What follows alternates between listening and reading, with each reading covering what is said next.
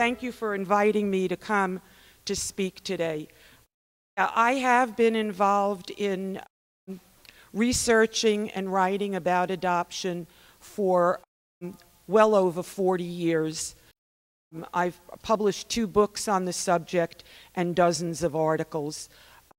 So today we're going to talk about a lot of issues of adoption that even if adoption touches your family in some way, or even if you've worked in the field, many of these issues may be new to you.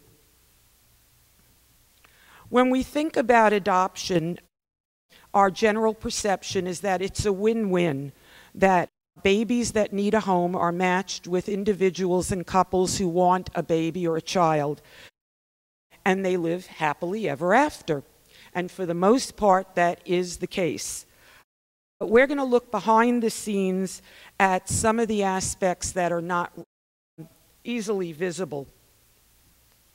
So, how did everything get started in this country? Initially, all adoptions in this country were informal. A child's parents passed away, or in some cases just his mother passed away and the father couldn't take care of the child. Somebody in the community took him in.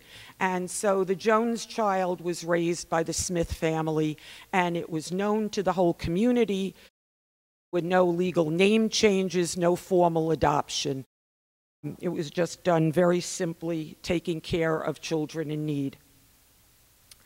Between 1887 and 1992, some 150,000 children from New York City that were labeled street urchins were taken on trains out to the Midwest. Prior to their arriving at each town, signs went up announcing the arrival of the trains, and when the train hit each town, they held up the children and sang their praises. The boys were praised for their strength, that they would make wonderful farmhands, and the girls for their cooking and cleaning abilities. And they were taken in by families all over the Midwest. Some became just like a member of the family and just had the same chores as any other children in the family. Some were taken in as hired hands, of course, without pay, and some were treated not as well. It ran the gamut. Then we come to the 1930s, and there started being, well, actually in around 1940, social work evolved, and one of the areas that social workers saw in need was to help single mothers. Well, they weren't even called single mothers then, they were called unwed mothers. And there was a lot of shame put on women who became pregnant during these times, which continued actually beyond the 60s a bit. But a lot of shame in out-of-wedlock pregnancies. The ad on the bottom of the page from Union Park Maternity Home reads in part, "It's a private retreat for unfortunate girls and women during pregnancy." So that's what happened during that time. Young women who were pregnant were sent away to maternity homes or homes for unwed mothers. 2 books that were written about the subject and those times in American history. The first one is The Girls Who Went Away by Ann Fessler, which is a lighter book and enjoyable reading.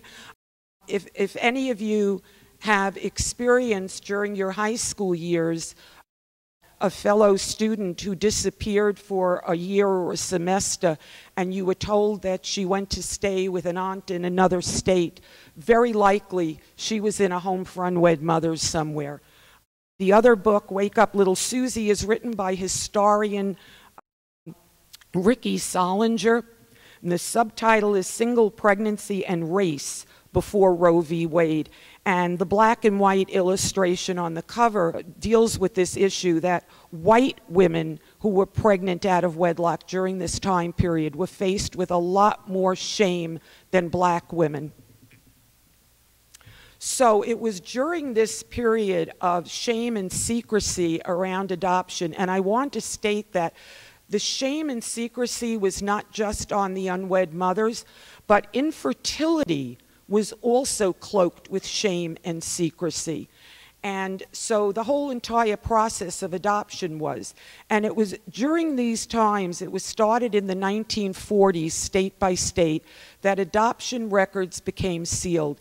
Now, it's important to understand that when they became sealed, it was a two-part process in most every state.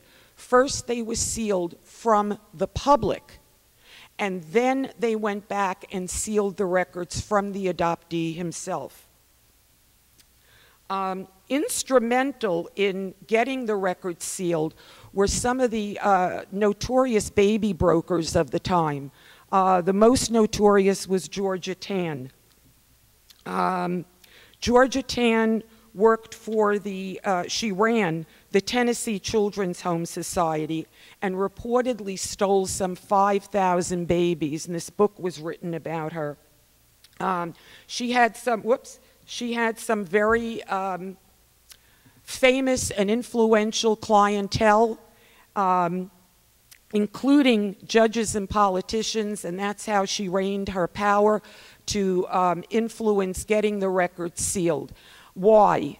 Because it's in the best interest of those who practice in gray and black market adoptions to have everything cloaked in secrecy, because those who work a little bit outside the laws and bend the laws prefer lack of transparency.